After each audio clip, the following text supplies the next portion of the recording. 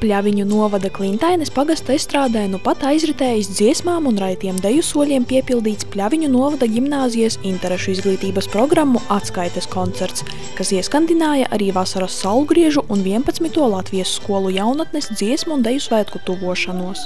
Koncertā piedalījās sākumskolas ansamblis, deju kolektīvi, kā arī 5., 9. un vidusskolas klašu jauktais koris. Pļaviņu novada dziedātāji un dejotāji jau izsenis ir bijuši arī to laureātu skaitā, kas guvuši lielus panākumus skatēs. Mums Pļaviņās, mūsu skolā ir tradīcija dejot un dziedāt no pašām pirmajām klasēm.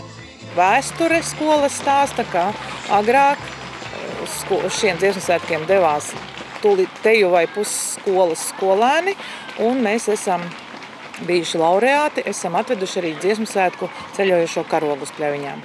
Pasākuma dalībnieki ir pārliecināti, ka piedalīšanās sava novada koncertos ir ļoti vērtīga, jo ikviena uzstāšanās publikas priekšā dod papildus pārliecību par sevi un mēģinājumos ieguldīt to darbu. Tas nav mēģinājums, ka priekšā stāv tikai skolotāji, bet tas ir koncerts, kur sēž arī pilna zāle vai tikai šajā gadījumā brīvdabā. Un tas, es domāju, dod arī to pieredzi un mazāku uztraukumu pašā lielajā koncertā. Jā, nekā visu gadu esam trenējušies, mēģinājuši, sasniedzām savu mērķi. Kolektīvi ļoti labprāt piedalās deju koncertos kā tādos, jo tas sniedz gandarījumu viņu vecākiem, viņi parāda to, ko viņi ir iemācījušies. Pirmkārt, bērni iegūst skatuves pieredzi, viņi saprot, kā ir jāsagatavojās, atrodās nianses. Vienam mājās sakta, vienam zeķis, citam pastols nav aizsietas pareizi. Tas viss ir jāmācās un to var iemācīties tikai koncertējot. Koncerta organizatori un apmeklētāji ir gandarīti par savu novadnieku veikumu un augstu novērtē ne tikai dejotāju un dziedātāju profesionālo izaugsmi, bet arī dziesmu un deju svētku repertuāru.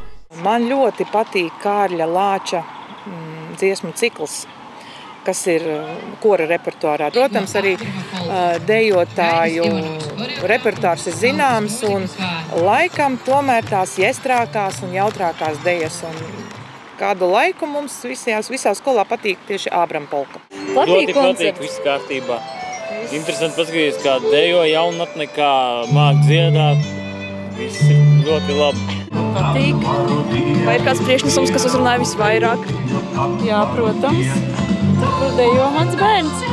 Viss patīka. Ļoti laba programma.